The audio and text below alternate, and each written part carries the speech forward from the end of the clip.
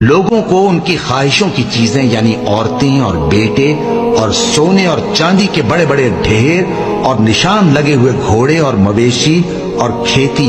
بڑی زینت دار معلوم ہوتی ہیں، مگر یہ سب دنیا ہی کی زندگی کے سامان ہیں اور اللہ کے پاس بہت اچھا ٹھکانہ ہے۔ اے پیغمبر ان سے کہو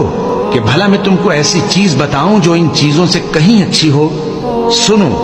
جو لوگ پرہیزگار ہیں ان کے لیے اللہ کے ہاں باغات بہشت ہیں جن کے نیچے نہریں بہ رہی ہیں، ان میں وہ ہمیشہ رہیں گے،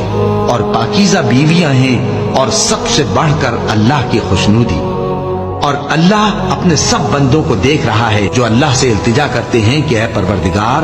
ہم ایمان لے آئے سو ہم کو ہمارے گناہ معاف فرما اور ہم کو دوزخ کے عذاب سے محفوظ رکھ۔ یہ وہ لوگ ہیں جو مشکلات میں صبر کرتے اور سچ بولتے اور عبادت میں لگے رہتے اور نیکی میں خرچ کرتے اور اوقات سحر میں گناہوں کی معافی مانگا کرتے ہیں۔